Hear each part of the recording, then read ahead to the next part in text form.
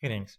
This one is not so much of a tutorial, but a comment on why I keep my library versions separate from all of my projects.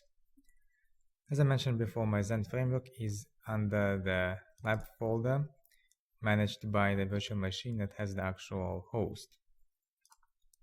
Here I have a perfect opportunity to demonstrate how this is useful by upgrading to Zen framework 2.1.2 that just came out earlier today. I'll get the full version from the website.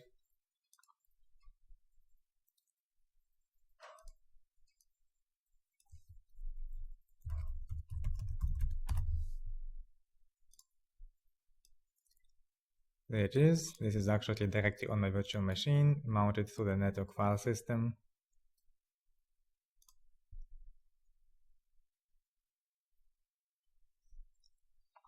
Extracting it right there. And we'll head over to the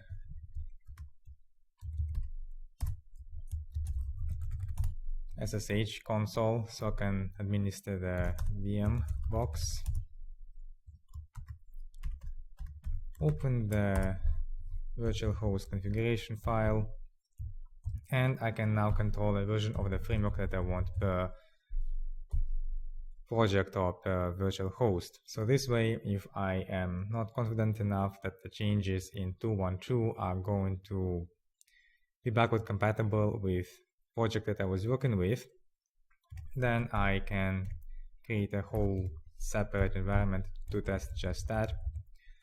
Or if for whatever reason I may want to use version 2.0 or even 1, I have full flexibility on what library version I want to apply.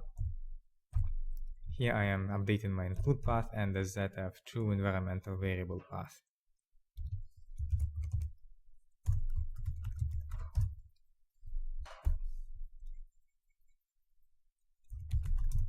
Finally, I'm going to update my IDE.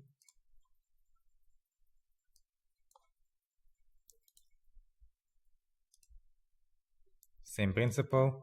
I may have different versions for different projects. I don't want to remove 0.1 in case something happens and I don't like 0.2.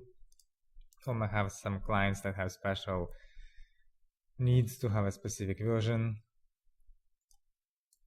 Okay, there.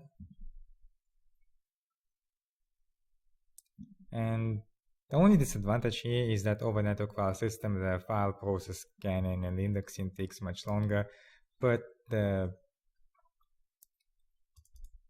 overall effect is much worth it.